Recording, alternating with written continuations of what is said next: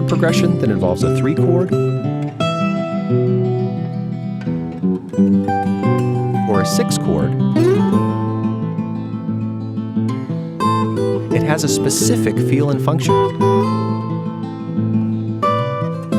These are mediant chords.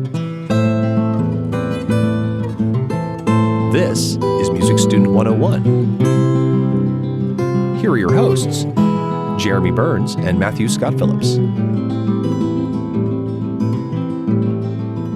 Hey, Matt. Hey, Jeremy. Man, I'm still giddy from that episode we did with Carlos Pino about guitar. It's one of our favorite instruments, isn't it? It is. And I was actually kind of disappointed in myself, however, though, because I had long awaited this particular episode because I wanted to tell everyone about this video game I had been playing that I failed to mention called Rocksmith. Okay. So it's like PC, Mac, PlayStation, Xbox, all platforms. Oh, nice. It's just like that Guitar Hero game that came out a while ago. Only you're plugging a real guitar into your system. And you're actually playing the real notes. So nice. I have been just, playing and plugging in anytime I get a spare second. Just hitting it really hard. You know what I mean? Yeah. And every Tuesday they release, a new song pack from different people. But they also have these lessons. They have like technique lessons. There's no prior knowledge assumed. It's like from how to hold a pick to how to wail like Jimi Hendrix. Very nice. It's just ridiculous. And they have these games where it's like you're in a graveyard, it's a shoot 'em up, zombies are coming at you, the E minor 7 chord appears over their head. But you gotta hit the right chord to kill the... You play that E minor 7 chord and it kills the zombies. Nice. So it made me think about this because there's a song. Let me take it back a little bit. A friend of mine, Jason Keener, who's been really into our podcast lately. He's kind of like I've heard some of his compositions for film. He does a lot of that kind of stuff, and you'd like him, man. His style is very similar to yours. He's got kind of a moody, kind of ambient, minimalist, but captivating kind of sound. Interesting. He kind of got me into Eric Satie. Actually. He's a big fan of some of those minimalists. But anyways, he's been... Sonata in the shape of a pear, or in the form of a pear. Exactly. And he's been hitting kind of like a Rocky Balboa style theory training lately. He's been like, he says that... Not the theme from Rocky Balboa. No, the real Rocky Balboa. He says 8 a.m. he does Musician on piano, which is another great app, by the way. Right, Musician. yeah. That's his morning lunch break. He's doing the theory lessons app. Oh, nice. He heard about from us.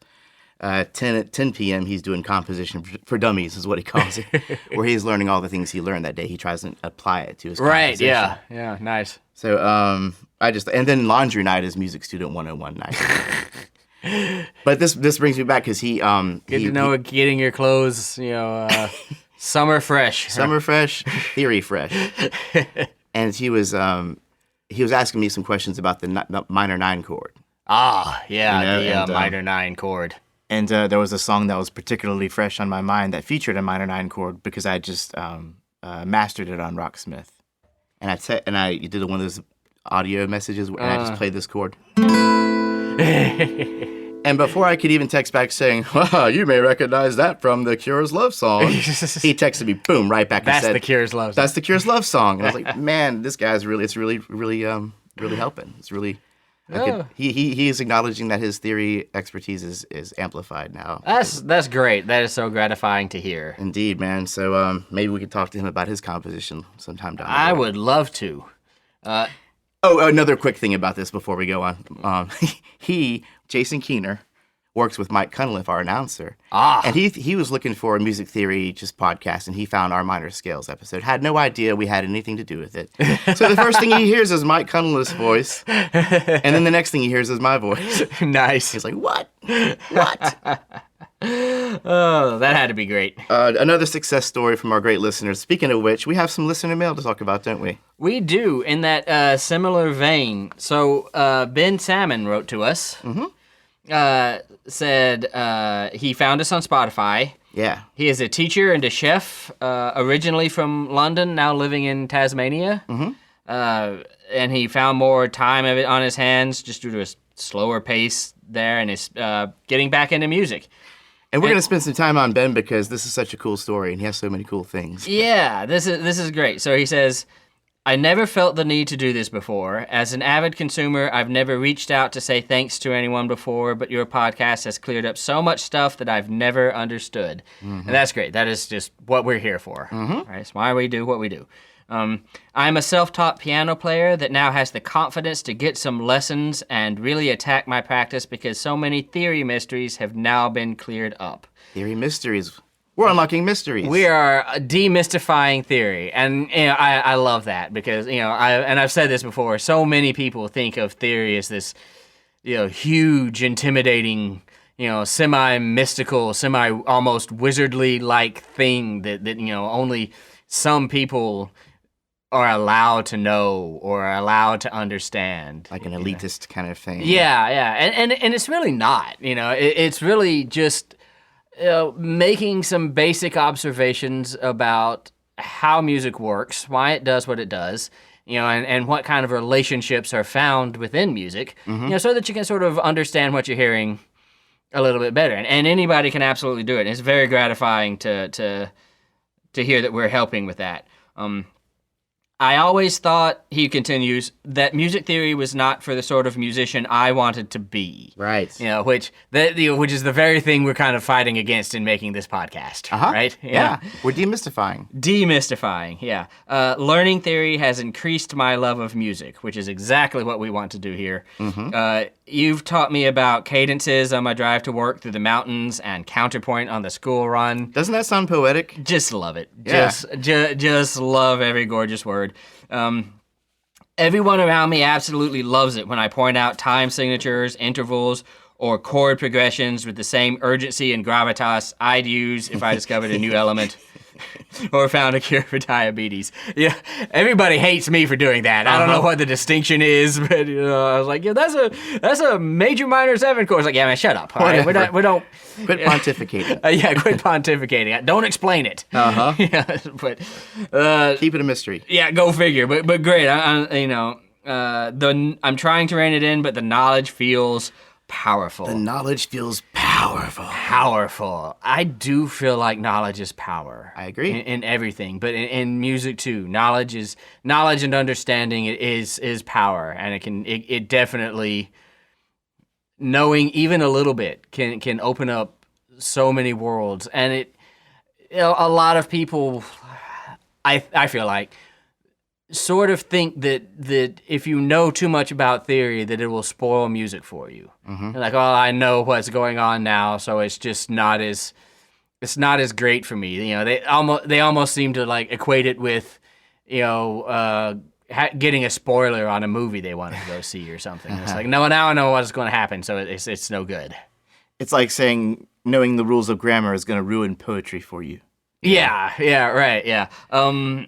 My experience is much more like Ben's. I feel like that understanding what's going on has made it feel so cool. It is so awesome when you hear something and you can relate it to your knowledge and have that it becomes a much more intimate relationship, right? Absolutely. It's not just notes and sounds that are wafting over you anymore. Now it's something that's speaking to you, right? Because you speak the language, and that's what we're trying to help people do.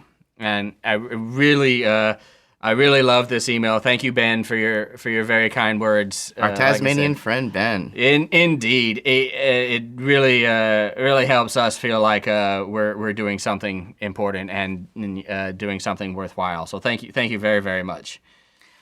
Well, let's there's a couple of more quick things. We did get some donations before we move on. Yay! I'm kind of excited about that. David Carr is a recurring donor. He's actually helped us out before, and he says, "Keep up the great work, guys. Your second Counterpoint episode was especially excellent," he says. Now, was that the one before Jeremy neglected to do his homework? Yes. Okay. That was the one where you actually came up with Who the actually counterpoint. gave you the homework? Okay. The first and second species counterpoint. I thought the third episode would have been comic relief for all that. But and he says that we're getting better with every episode. Cheers, says he. Oh, thank you so much for your kind donation, David, and for your kind words. Cheers to you, David. One day we're going to have something to give people who donate, like coffee mug or something like that, maybe. That would be great. We'll talk about that. Yeah. We should seriously do an outtakes episode. Oh yeah. Oh yeah. Like edit together an outtakes episode. Oh, there's so much material. Yeah. So much good material. Another fine listener, Rob Dexter, has given us a little donation. Wow, that's so great. Thank you so much, Rob. He says, "Thanks for reigniting passion." Oh, nice. Yeah? Love to hear that. Yeah. Love to hear that. So thanks, Rob. Thanks, David. Yes, and thank you to everyone who listens to us and continues to explore music with us. You know, you will never reach a point where you feel like you know it all. Mm-hmm. I certainly don't feel like I know it all. I have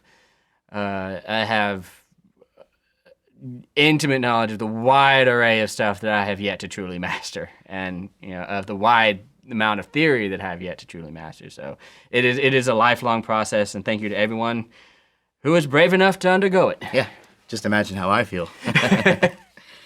I'll be studying a long time. Hopefully I'll be alive. Well, we all feel that way. We don't want to die, so keep yeah. on studying, right? Right, yeah. Well, we all feel that way. No matter how much you know, no matter where you are, you're still learning. Yep. It's lifelong. Well, speaking of learning, perhaps it is time to move on with this episode. Indeed. Speaking of learning.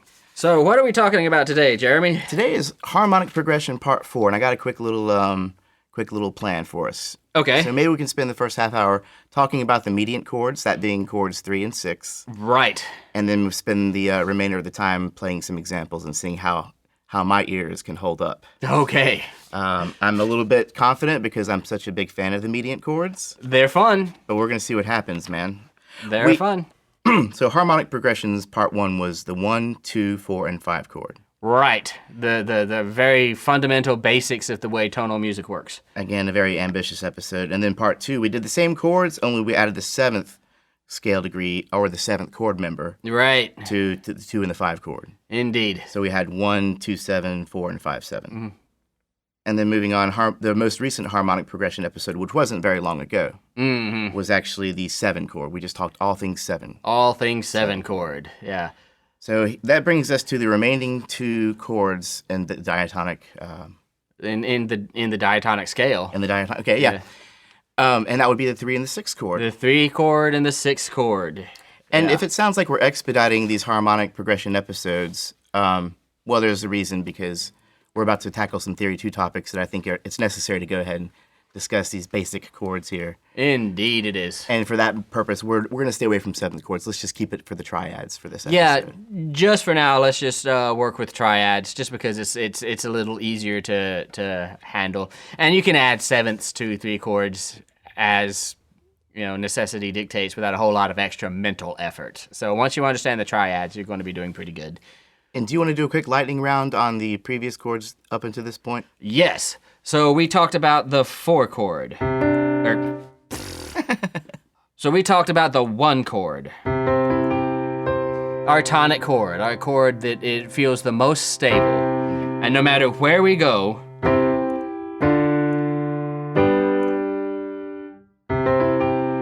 we end up back at that 1 chord. It is our place of rest. Home our base. Place of finality.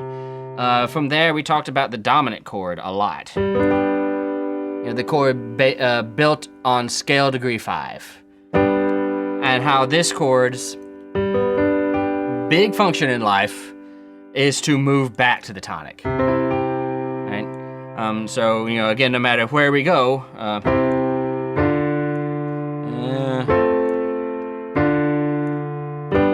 dominant chord, back to the tonic. And then we talked about we talked about the leading tone chord, which kind of has the same deal going on, right? The chord based on scale degree 7. And how it also has dominant function, meaning it'll pull back to the 1. And then finally, chords that lead to the dominant. So the subdominant, based on scale degree 4, which will itself lead to the dominant, which will itself lead to the tonic. And if you don't like the 4 chord, the other big chord of subdominant function would be the supertonic chord, the chord built on scale degree 2. which again, scale degree 2, leading to the dominant chord, which is leading back to the tonic. And I actually threw a little dominant 7 chord in there for you that time. Yeah. Just to take it home proper. Yeah, just add a little extra oomph to that pull towards tonic. I noticed that super tonic, that 2 chord, that is a minor chord. It sounds a little richer than the 4 chords. Just a little bit more dissonant. Yeah. Has just a little bit more dissonance and a little bit more richness to it. And therefore maybe a little bit less stability, maybe when you finally get to that 5 chord. Maybe a little more noticeable pull towards 5. Okay. But often it is just used to have a sort of more richness. And it's the function that is the key, right? It is the function that is the key. It is a chord of predominant function. Predominant function. I may have actually said subdominant function earlier, but I meant predominant function. So that brings us to the last couple of chords. And the first one is the 3 chord, also known as the mediant chord, that is built above scale degree 3. So I'm here in good old C major.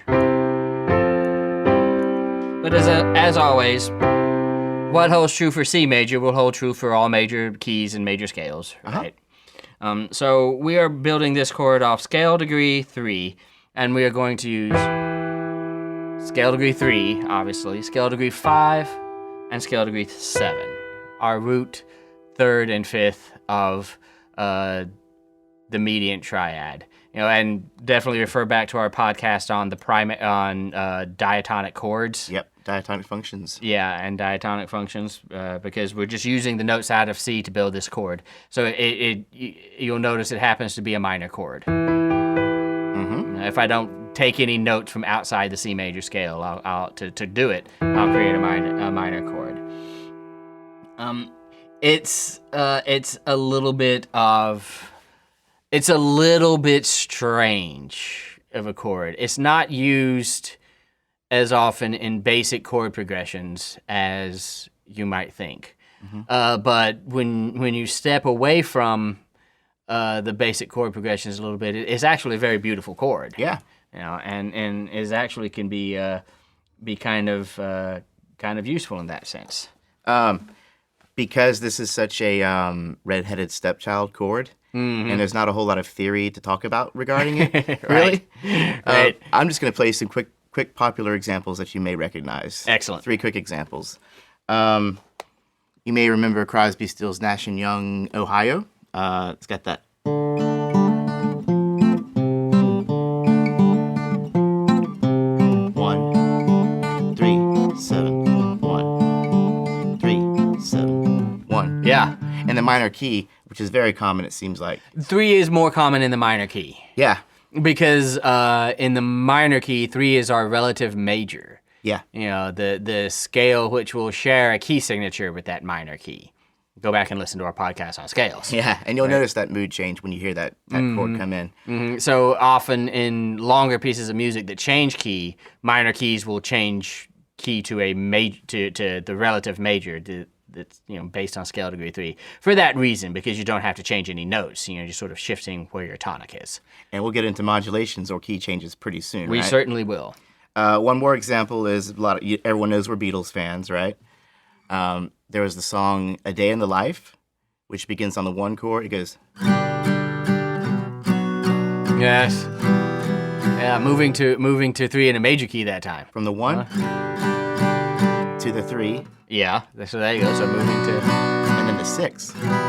Yeah. So that's one example. You can actually hear the 3 and the 6 working together. Circle of fifths. Yeah. The final example, I had to bring this in because it was one of the most impressionable on me. There was a scene, do you remember Silence of the Lambs? Vaguely. Okay, there's a scene where the serial killer, Buffalo Bill, is dressing up as a woman, and he's doing a few other funny little things that can never be burned out of my head. But while he's doing this, the song "Goodbye Horses" by Q Lazarus is playing. Oh, wow. And it was that bounce, bounce, bounce,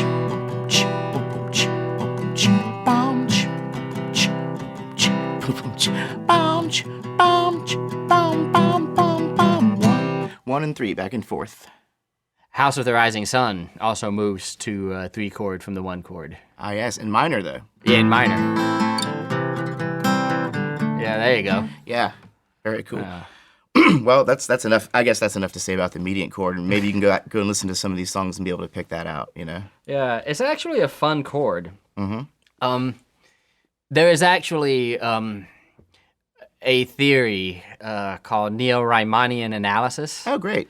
And a lot of the basis of this theory is kind of saying, well, hey, if we have this tonic chord, the 3 is very far away from the circle of fifths, right? Right. So, well, if we go 3, 6, 2, 5, 1, we got to go through a lot of chords because they seem far apart on the circle of fifths. But when you look at the actual chords, there's only 1 note difference, right? So that's our tonic chord. That's our 3 chord, right? I just moved 1 note because it shares 2 notes with the tonic chord. For that reason, this theory posits that, hey, it's not really so far away from the tonic chord as you might think. It's really just moving a single note. So you can go from 1 to 3 pretty seamlessly, as we saw in all of those examples, right? So that's neo-Riemannian analysis. That's one of its tenets. It also makes similar observations from going to 6 to 1 and other stuff. Well, just like the 3 chord, the 6 chord actually has 2 common tones with the tonic. Correct? Indeed it does. Yeah. Can we hear that real quick? Yes. Well, so let's talk about the 6 chord. Let's just get right into it. Speaking of the 6 chord, the submediant chord is a chord built off scale degree 6. So this is scale degree 6, scale degree 1, and scale degree 3. It can be used as a predominant function. So passing from 6 to 5 to 1. Do I need to play that up an octave, or? I kind of think so, maybe. Should I? I had that tune an octave down from my vocal lessons. Oh, okay. So I can just pump it an octave up. I was singing some bass. Up an octave. There. So let's try that again. Okay. So from scale degree 6, scale degree 1, and scale degree 3. It can also have a tonic extending sort of function, and sort of because it's only 1 note removed. So just to make a 6 chord, right? We can do this to.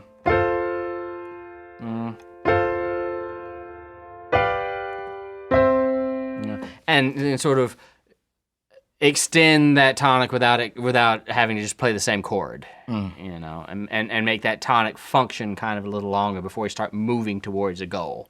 So you're singing a 6 chord, but you're still kind of thinking 1 function-wise. Yes. Tonic function-wise. Yeah, sort of tonic function-wise, you're sort of still thinking 1 kind of. Yeah. And also, one of his big, huge uses in classical music is as a substitute for 1. Right, in the much ballyhooed of deceptive cadence. People make a big deal out of this for some reason. I don't know. I love it. I don't know. So from 1 to 5, and you think you're going to go back to 1, but instead you go to 6. And then from there, can to 2 to 5 to 1 or whatever, and can continue around the circle of fifths and make whole big chord progressions out of it that way. So it kind of prolongs the progression a little bit. Is that? Yeah, sort of. You thought it was over, but wait. Wait. You just had a deceptive cadence, and going from 5 to 6, and then we're moving around and then we're going to go on and do other stuff, and eventually hit an actual 1. Right. You've been deceived. Yes. So its function can be a little ambiguous depending on context. Right. It's not so strong. Like the 2 and the 4 or the 2 in particular is such a strong predominant functioning chord, right? And the dominant obviously is a dominant functioning chord. You'll be hard pressed to find an example where that's not true. Right. This one is, it can be a little more ambiguous. as to what's actually going on. Now, this has a few voice leading considerations. Can we discuss that without killing the buzz? I don't know. Well, we had 3 episodes on counterpoint. If that didn't kill the buzz, then this won't. My mediant buzz is a hard buzz to kill. Let's continue. So there are a couple of considerations with this deceptive cadence. Okay. For one thing, the scale degree 7 should always be moving up to the tonic. Right? Mm-hmm. So, and the bass down here is moving from scale degree 5 to scale degree 6, right? Uh-huh. So, to avoid any kind of parallelisms, the other 2 voices ought to move down. So, and in addition, so playing all of those together.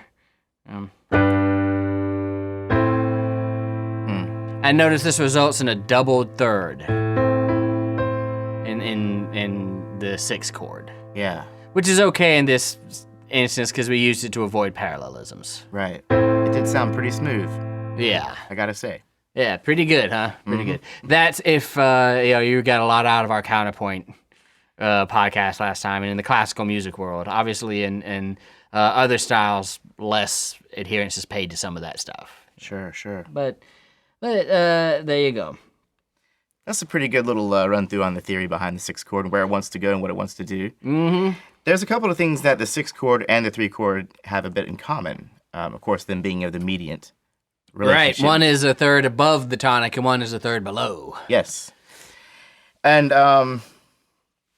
both of these chords are what I consider to be flippity-floppity. Flippity-floppity. Flippity-floppity. That's my theory term for the day. Flippity-floppity chord. So, in other words, in a major key, both the 3 and the 6th chord are going to be minor. Right? Yes. And in the minor key, both the 3 and the 6 are going to be major. Are going to be major, yes. So they're going to be the exact opposite quality of whatever key you're in, right? Yes, they're going to be the exact opposite quality of the tonic chord. You're absolutely right.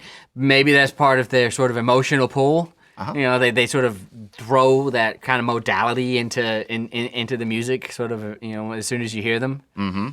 Definitely. Another thing about these chords is they're often effectively paired together because of their relationship to each other, which is the 5th. Right. So they're next to each other on the circle of fifths, right? 3, 6, 2, 5, 1. And this can be seen in circle of fifths fragments. Like if you're trying to play, like you're saying, one example would be a 3, 6, 2, 5, 1. Yeah. Exactly. And those are all descending fifths. Yeah, and if you ever play jazz, you will play 3, 6, 2, 5, 1. I promise. They call that a turnaround. The turnaround, real quick. Yeah, real quick. Let's do a turnaround. In case you didn't hear the episode where we talked a little bit about that, it would be 1, 6, 2, 5.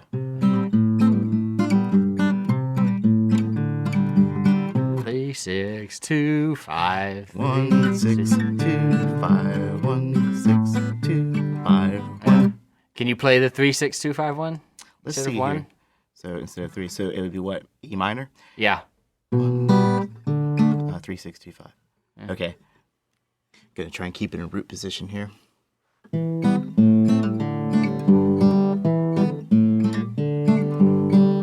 6, 2, 5. 3, 6, 2, 5. Yeah. Interesting. Nice. So that's Nice the circle job. of fifths thing. Yeah. So they are often played together, the 3 and the 6. Both can be considered a substitute for tonic. Okay. Right? And in such a way as either by expanding the tonic or by literally taking the place of the tonic in the case of the deceptive cadence. The 6 can also sometimes act as a predominant chord, moving from 6 to 5, as in the case of, we've talked before about like the Phrygian half cadence in particular, That's a good one. Can we hear that real quick? The Phrygian half cadence. Often occurs in the minor key, right? Which would happen in a minor key, so C minor. And then we have C minor, and then we move to A flat, which 2, 5. and then back to C minor. Phrygian half cadence. Yeah. Very nice. Okay, so we're getting pretty close to where we're going to put me through the ringer, my ears through the training ringer here. Nice. Again, I feel confident, but still, I have a few questions for you to clarify if you don't mind. Stand by for ice chewing. We're going to keep that, just so you know. But the papers have been there's not been a lot of paper shuffling in this episode. Nah, I'm trying to be careful. I appreciate that, man. Okay, so I was kind of doing my homework, going through my Harmony in Context book by Miguel Francoli. Couple of points he made. Mm-hmm. A couple I understand. I just want to clarify for our listeners. Okay. See what you think about this. Regarding the 3 and the 6 chord, the mediant and the submediant, both have 2 common tones with the tonic triad. We talked about that, right? Indeed. The root of each is a third from the tonic, so they tend to both prolong the tonic by arpeggiation. He is talking about something that is sort of contrapuntally and structurally significant. Uh-huh. What he means is that, for example, with the 3 chord, we know an arpeggiation is sort of a rhythmic displacement of notes in the chord, right? Arpeggiation. Yeah. So he's talking about those chords actually moving in the bass line, or really in any voice, and as that 3 chord is a way to expand the tonic by arpeggiating it. So.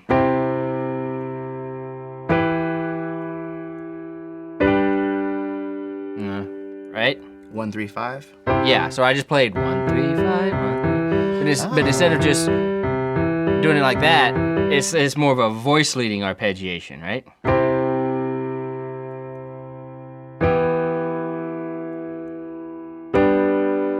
So the bass is arpeggiating. Yes.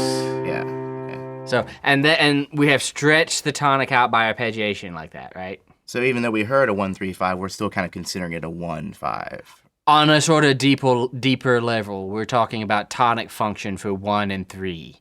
And then when you hit 5 with that dominant chord, it's dominant function. Okay, cool. Yeah. So they're kind of sharing. Yeah. Obviously, we played a 3 chord, yeah. Right? But on that deeper level, we have used that 3 chord to keep tonic kind of going. This sounds a little bit like that, who was that again that we talked about? Schenker. Schenker, yeah. It's based off his ideas. Yeah, okay, everything's a big 1, 5, 1. Yeah, everything's a big 1, 5, 1. And we could go off on that. But yeah, it is sort of based on those ideas. And on this note, it's often considered good voice leading to maintain these common tones from one mediant to the next. So if you're... Yeah, that's true with anything. Yeah, so for good voice leading, if you're going from 3 to 6 or vice versa... Keep those tones that you can. Okay. And like, for example, I'll go from 1 to 6 this time. So notice that 1 has scale degrees 1, 3, and 5. And for 6, 1 and 3 are still there. Uh-huh. I am just moving the 5 up to 6. So in the key of C major, I'm going from C, E, G, and just moving that G up to A, C, E, A, and now I have the 6 chord, right? Okay. So yeah, in voice leading considerations, keep those 2 notes where they are. You have no reason to move them. Yeah. That would probably result in some kind of leap or some kind of cross voicing or parallels or... Yeah, you're going to be creating challenges for yourself that are not necessary. Absolutely. Any of the 700 voice leading rules you can possibly break. Listen to our 3 episodes on counterpoint. Yeah. The third one in which I didn't do my homework. The third one in which Jeremy didn't do his homework. Jeremy gets no points for his missed homework. All right. So, but that rule about keeping common tones, that's good for any chord progression, really. I mean, so I can go from 3 to 6 by only changing 1 note. If I go from 6 around the circle of fifths up to 2, I get to keep that A in place, right? If I go to 5, 7, I can keep that. I can keep that D in place, and I can keep the G in place to go to 1. Nice. Right? There's always going to be at least 1 common tone in the circle of fifths, right? But anytime you can keep a tone where it is, keep it where it is. And that, ladies and gentlemen, is good voice leading. That is a good voice leading. Yes. One more little thing is that it's sometimes a chord that appears to be a mediant in first inversion, or is a mediant in first inversion, appearances aside, will move to the tonic, therefore serving as a dominant function, like it's almost serving as a 5 chord. I want to ask you one important question about it being, when you said, well, it is a mediant. Uh-huh. My big question is it though? Okay. Yeah, right, okay. And appearances, I would say so, right? Because it's got all the chord members of the 3 chord. Yeah. Well, so, okay, I'm in good old C major. Yeah. And I'm going to play my first inversion mediant chord. Okay. Which means that the third of this chord is going to be the lowest note. That happens to be scale degree 5, right? Uh-huh. So our 5 is in our bass voice. Right. You know. And on top of that, I have E minor. Right? Mm-hmm. And they're saying that this chord can then move to tonic. Mm-hmm. And it's, yeah, okay. We've talked about the median as a way of expanding tonic, right? So really, this is just kind of reversing, the median anticipating tonic. What happens often, though, is this E up here, which we think is the root of our 3 chord, is actually a non-chord tone. Yes. Because this could actually be seen as a suspension, which is wanting to pull down to scale degree 2 to make that good, nice, solid dominant triad. So there's just a 1-note difference between that and a dominant triad. Yes, Yeah. and it is this note here. So if you were coming to the dominant from like a 1 chord or something,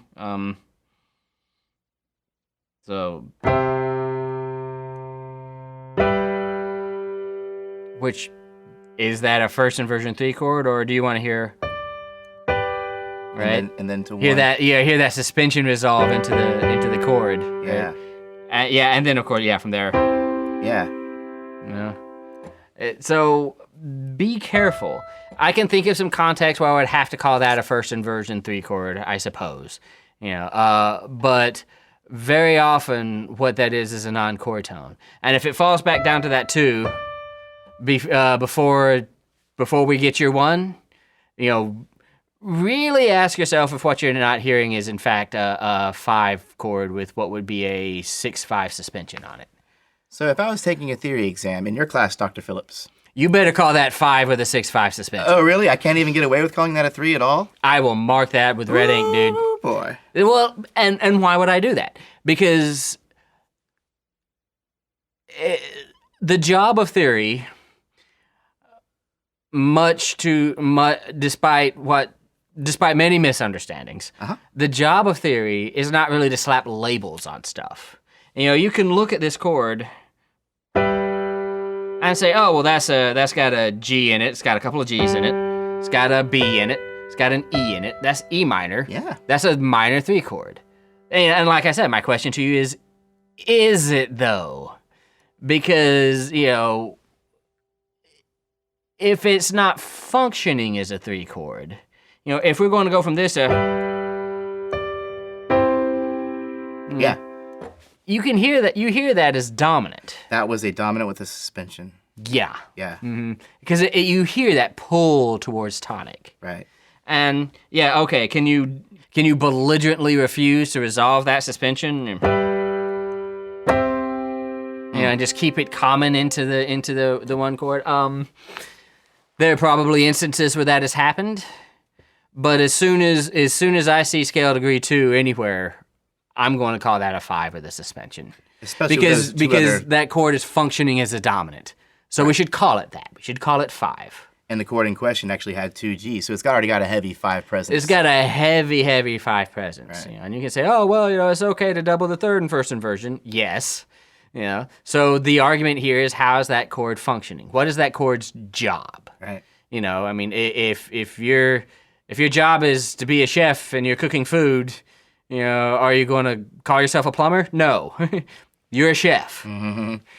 Unless you're Ben Salmon, then you're a chef and a musician and a Then teacher. you're a chef and a musician and all sorts of other awesome things. But yeah. Right on, man. Well, I think that clarifies a pretty good bit of what I need to know about the 6 and the 3 chord before I embark on this harmonic challenge. Yeah, this gets into sort of a more challenging level of theory, and we are getting more advanced, you know. And we get to a point where we have to think beyond just, well, these are these 3 notes, so let's slap a label on it, you know. Let's call this 3 because we got these 3 notes, and start thinking about how these things are actually working. Where they're going, where they came from. Where they're going, where they're coming from. What their intentions are. Yeah, absolutely. You know, and yeah, we've run into that with the cadential 6/4 a little bit. You know, kind of a similar motion. Yeah, it's a 1 acting as a 5, right? Yeah, and again, is it a 1? Or are there 2 suspensions, a 6/5 and a 4/3? You know, moving down to the, you know, and resolving themselves back into the chord that is 5. I think I'm going to play it safe and call that a 5. I think if you were in my class, you better. All right, cool. All right, so let's see how good you are hearing these in context. I'm ready. All right, so I'm in C major.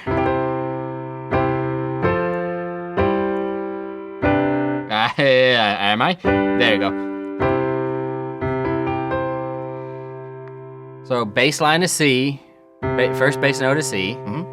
First soprano note, also C. Okay. All right. Marking it down. So here we go with our chord progression.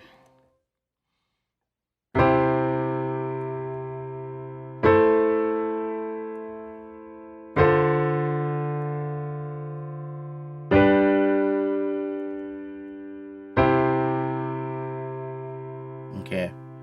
First listen, I didn't have a very clear picture in my head of the bass line, but I did hear a 5-1 resolution at the end. Well, there's something. Okay, so I got a 1 at the top, and then at the end I got a 5-1.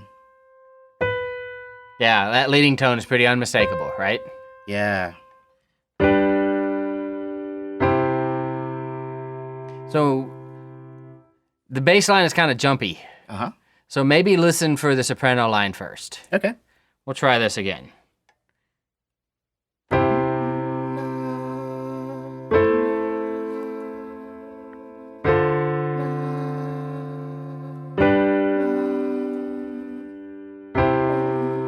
Okay. Pretty straightforward, right? Mm-hmm. I think I just had a C, C, C, leading tone B, back to C. Mm-hmm. Okay. It's no wonder sopranos don't like me. I give them such boring lines. Oh well. All right. Now that we've got that, let's dig into that bass line a little bit. And it is a little jumpy. Uh-huh. But remember, the bass line can jump around a lot. Yes, it can. And also, there's a particular cycle of stuff that might help you in determining this bass line. Okay. All right. I think I know where you're going with that.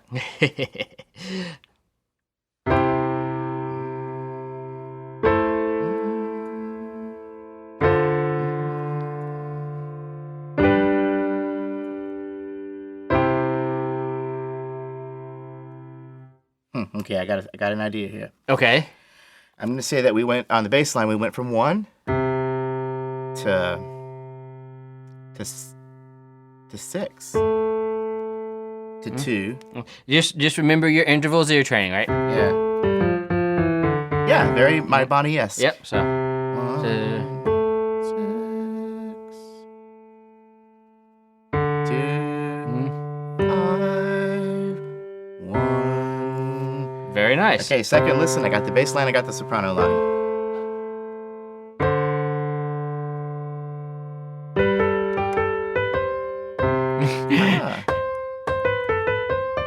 Sorry. All right. No more distractions. Yeah. So doing very good.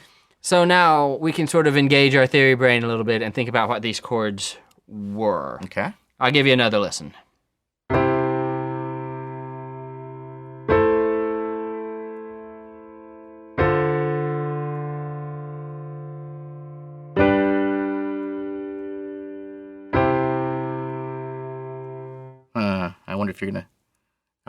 I wonder if you're messing with me here. I wonder. Okay, so for the second chord, okay, so obviously we have a 1, a major chord for the first chord. Now the second chord, I heard a 6 in the bass line, and I heard scale degree 1 also. So we have a 6 and a 1. Those are 2 chord tones in the 6th chord. And it sounds minor. So I'm going to go ahead and call that a 6th chord. Okay.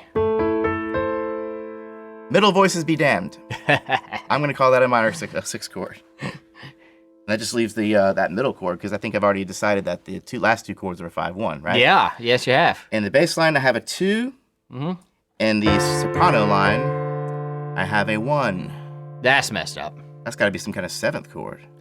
Yeah? Or some kind of suspension. Well, but did it suspend? I mean, did that suspension resolve? No. No, so Not at all. maybe your first instinct is probably best.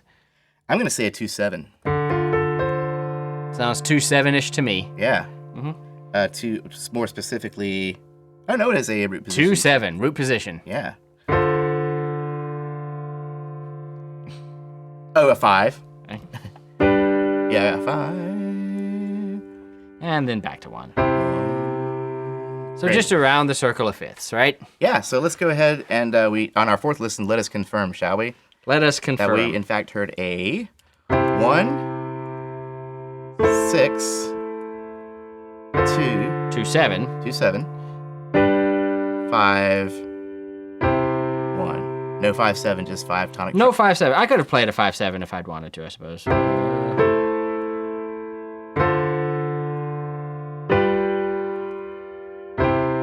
Right, because we already discussed 2-7 chords and 5-7 chords. We haven't discussed 3 or 6-7 chords. We might bring that into the next one. Yeah, the same rules basically apply. All right.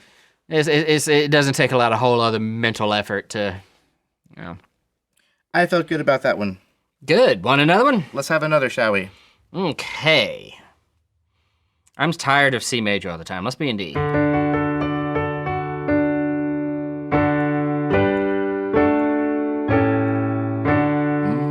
There's that tonic.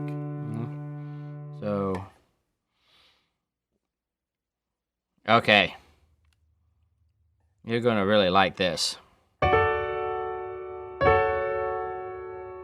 You are going to like this. All right. So D major.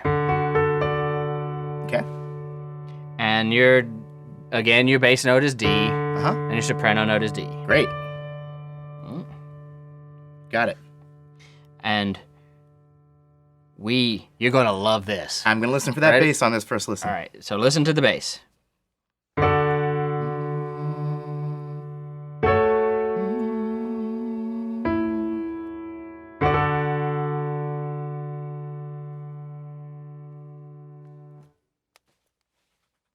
Was that it? That's it. Oh, do it again. I'm sorry. Doing it again. This is the first listen A version of the first listen. Take 2.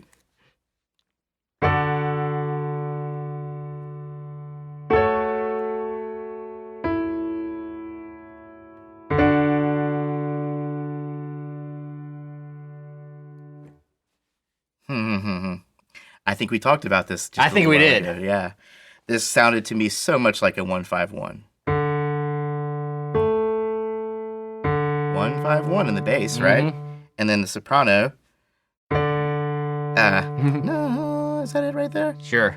No. 1-7-1. Okay, so this is shaping up to be very 5-y. So let's listen really carefully to the quality of that middle chord. Okay. Now that I have my bass line went 1-5-1. Uh-huh. My soprano went 1-7-1. Uh-huh. Okay.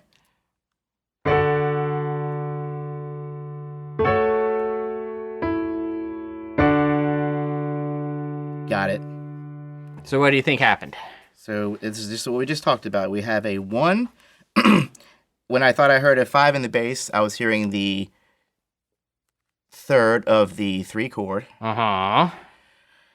But I had to listen very carefully to find that middle chord was actually a minor chord. Yeah, it is a minor chord. It felt very dominant, but it was actually minor. So what we have here is a 1-3-6-1. Is it though? Oh crap. Because what happened?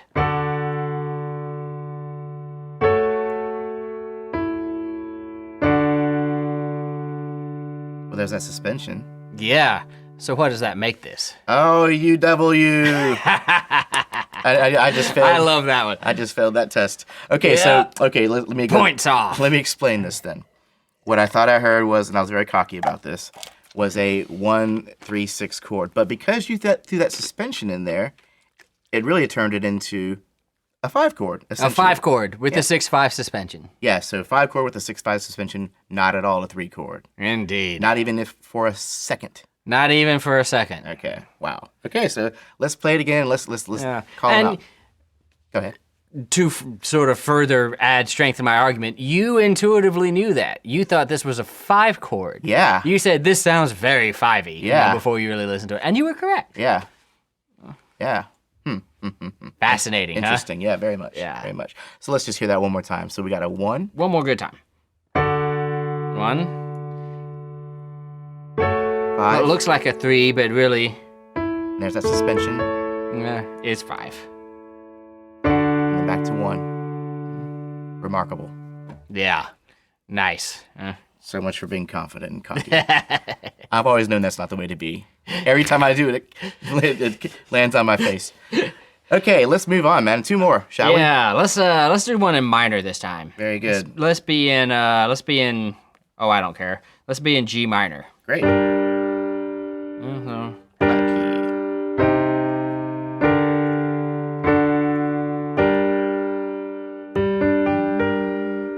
Is that the bass right there, or am I missing a lower note? That is the bass. There you go. Okay. So. All right, you ready? Yeah. So the bass note is G. Root. Root. The soprano note is B flat. Minor 3rd. Yeah. Yep. Na, na, na. Yep, singing down. Here we go. Ready? Uh-huh.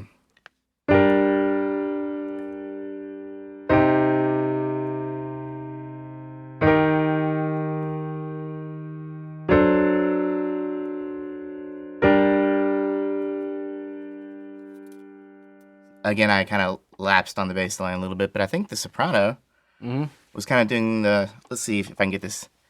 We got a 3. And then the next chord is another 3. Same note. Because I didn't hear it go anywhere.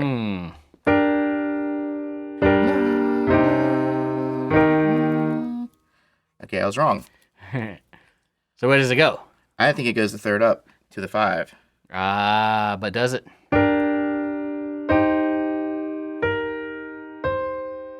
Is that going up a minor 3rd? Or was that just a 2nd? That was maybe just a 2nd. Oh, crap. Should I edit that? I should keep that. I should be honest about my mistakes. Okay, so there's a B flat going up to a C. Mm-hmm. So, okay. And then back down. And then back up. And then back down. Me and the soprano, man. It's like give us some actual lines to sing, man. Okay. So I got what the 3rd is doing, and then I got what the soprano is doing. Mm-hmm. So let's hear that one more time. This time I guess I'll focus on the bass line. Right, focus on the bass line.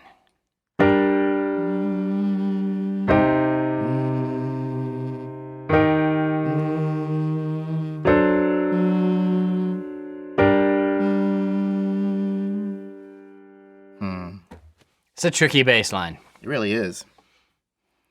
So I think that we start off on the 1, and then we went down a 5th to the 4 chord. Mm-hmm. Okay. And then moving on.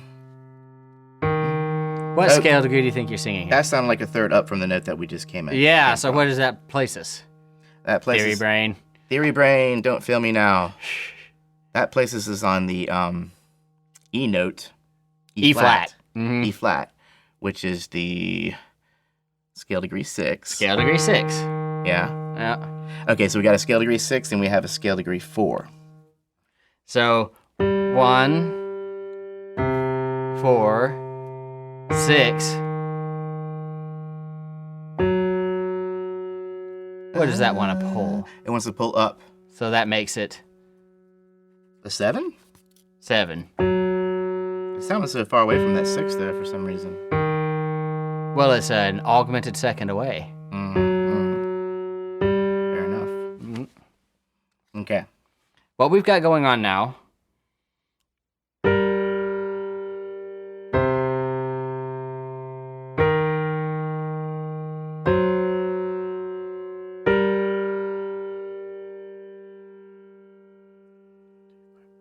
I want to say I heard a 2-5-1 at the end of that. Quite possibly. Shall I play it again? Yeah, let me hear those chords. So I can Let's start hear those using my theory chords. brain here. It's minor, Minor. minor, major, dominant, 1. Okay. All right. All right. So what do you think happened? I think that what we did was we had obviously a 1 chord. I got that. Yep, 1 chord. This next chord was a minor in quality, but it had scale degrees 1 and 6 in it. It has 6 and 4, doesn't it? Bass line is C. Bass line is 4. Soprano line, scale degree 4. It has 2 4s in it. Oh, it has 2 4s in it. Mm-hmm. And it's minor. And it's minor. I'm going to call that a 4 chord. Call that a 4 chord. Theory brain, where were you on that one? Okay, so we got a 1 4. And then there's a major lift here. I feel like I went into another key. It's major. Uh-huh. It has in the bass scale degree 6. Uh-huh. It has in the soprano scale degree 3. Uh-huh. So 6, 1, 3. Ah, a 6 chord. That is a 6 chord. And then moving to what you said was definitely dominant. Dominant, yeah. 5-7 chord. Yeah, 5-7 chord. In what inversion? Well, in the bass we have an F Sharp. sharp resolving up to G. Yep. There's a leading tone action happening there. Mm-hmm. Yeah, 5-7, but it's in a different inversion. It's in this. That would be a 5-7 chord in first inversion. In first inversion. Because that F sharp Mm-hmm. is a third of the D chord, Yep. and it wants to go up to resolve up to that G chord. Woohoo! That was Boy, a hard one. That was painful, man. I'm gonna whittle that down editing wise, so we don't have to everyone hear me cussing and everything. But to recap. To recap, 1, 1, 4, 4, 6, got that major lift, 5, very 5, dominant. 6, 5, 5-7 in first inversion. 1. 1. Pretty good, huh? It sounded good. I don't know how good I did on the exam. Okay, Matt, now that I've been fully humbled, I dare ask for one more example. One more. All right, All ready? right. C minor. C minor. Good. C in the bass, Uh-huh. C in the soprano. Okay. And a little hint, watch for a little chromaticism this time. Ooh. Okay. Ready? Here we go.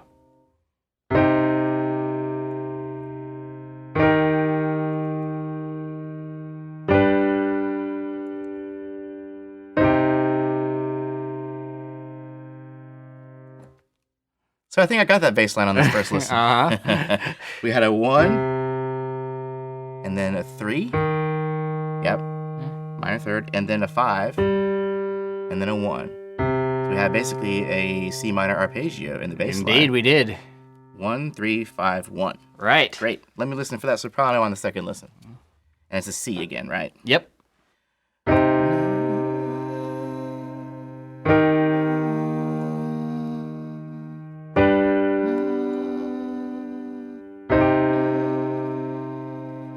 Okay. Heard some leaning tone action at on the end of that.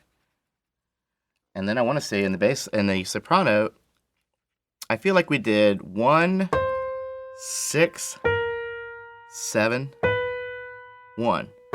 Mm-hmm. Oh, this is already going better than the last one. And only 4 chords to memorize the beat. Okay, so great. I got my bass and I got my soprano. Except that that wasn't actually a 6. It was a 7. Oh, is that chromaticism you're talking Yeah. about? Uh-huh. Because I know I heard a leading tone up to 1, but there's something. Yeah.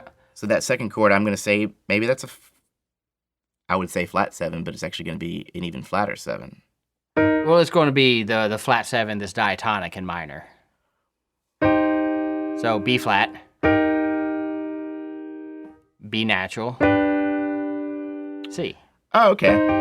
I'm sorry. Yes, we're in minor. Yep. I got my scales all confused here. Okay, so we got a 1, and then we had a 7. Yeah, minor 7. And then that chromaticism happens next because we're going up chromatically to the root. Back up to 1. Okay, great. Okay, so I got a 1, flat 7, sharp 7, or raised Natural 7. natural 7, and then up to 1. Yeah. Okay, so So let's take a crack at those chords. let's listen for those qualities. Minor, major, major, minor. Okay. All right, I got my bass line, I got my soprano line, I got my theory brain kicking. All right, let's go. Okay, so 1 chord, I have a C in the root and a C in the soprano. I'm going to call that a 1 chord 1. in C minor. Whoa, we're in G minor. We're in C No, minor. we're in C minor. Yeah, my bad. Okay. Next chord. Now that sounds major, so I got to think to myself, if I'm in a minor key and I hear a major chord, it's got to be either the 3 or the 6. Or it could be the dominant, it could be the subdominant 7. It could be 100 things. Subtonic 7, right? It could be a borrowed 4 chord for all you know. But it has scale degree 3 Uh-huh. in the bass, Yeah. which we do know, Yep. and scale degree 7 7. in the soprano. So the 3 chord has 3, 5, 7. Mm-hmm. So I think- And is a major chord. And it's a major chord, so this is feeling pretty 3-ish. 3, yes. Feeling pretty 3-ish. In first and root position. In root position. Great. And then, And that to me just sounds like a 5. 5 it is. It wants to go straight to 1. No 7th chord, just 5. Yep. Nice, huh? So again, we have a 1, root position. 3 in root position. 5 in root position. And then back to 1 in root position. You took it kind of easy on me on purpose, didn't you, because of that last example? You're just being nice, aren't you? I'm never nice. You don't want to see me walk away with all sad and sullen. Okay, but no, seriously. I think what happened here was we had a 1, 3, 5, 1 chord. Sounds good. So theory-wise, or analysis-wise, we might consider that just to be a 1, 5, 1. Yeah. Because the 3 could have just easily been an extension of the 1 chord. And for that matter, a 5 chord can be thought of in some ways as an extension of a 1 chord. You know, it's just a 1 chord with a couple of neighbor notes, right? Just a couple of notes away that immediately go back. Right. So we could think of all of that as an extension of 1 chord. If we were Heinrich Schenker. If we were Heinrich Schenker. Well, man, Yeah. Fun stuff, huh? that was some fun stuff. And it was, like I said, I went in there all feeling great, and then I realized I can be fooled. Well, 3s and 6s are hard. Yeah. Yeah, they're hard. They add a certain amount of fluidity Yeah. into the sound, I think. And I figured because of their flippity-floppityness, they would stand out way more, I think, than they did. Actually, that flippity-floppityness makes them very difficult to pin down. I guess so. Yeah. So yeah, don't feel bad if that's a little bit beyond you right now. You know, with more practice, you can definitely get it. And especially comparing a 3 or thinking is this a 3 or a 6 chord, you're going to hear a certain mood shift that sounds very similar. Yeah. And they're both going to be opposite chords of whatever key, qualities of whatever key they're in. Absolutely, yeah. Fun chords. Very fun chords. Beautiful chords. Beautiful chords. Is that all we can say about the mediants? I think for now we're doing pretty good. Yeah, man. Well, this is the gateway episode to, again, some more Theory 2 Gateway topics. episode. Yeah. Yes. We kind of had to get this out of the way before we could move on to other stuff, right? But I'm glad we did, because I feel like mediant chords have been a little bit neglected thus far. Yeah. Well, you can sort of see why they don't really fall into the very classic sort of circle of fifths motion super easily, especially that 3. Mm-hmm. But they're nevertheless very beautiful chords that you can make a great amount of use of. Yeah, and it happens a lot in pop music. Yeah, obviously, so. it happens a lot in classical music too, honestly. That's why neo-Riemannian analysis became a thing. Okay, right on. Hey, can you think of any off the top of your head some good classical examples that maybe start off with that, or? Not off the top of my head, but listen to some Schubert. Yeah, his name came up actually a lot in my Yeah, research. because he has a tendency to go back and forth between chords that are third apart, 1 and 3 or 6 and 1. All right, well, we did it again, Matt. Another fine episode. We did again. Bear with us. Thanks for all of your feedback. Thanks for your donations. Thanks for staying with us. We love doing this, and we love it that you love it. Yeah, we certainly do, and we will see you next time.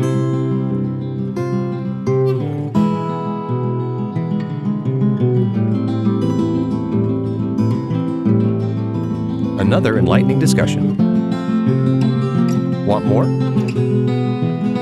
Keep listening. Don't forget, your donations can really help us keep this thing going. Go to the homepage of our website and click the donate button. Any amount, big or small, will be greatly appreciated.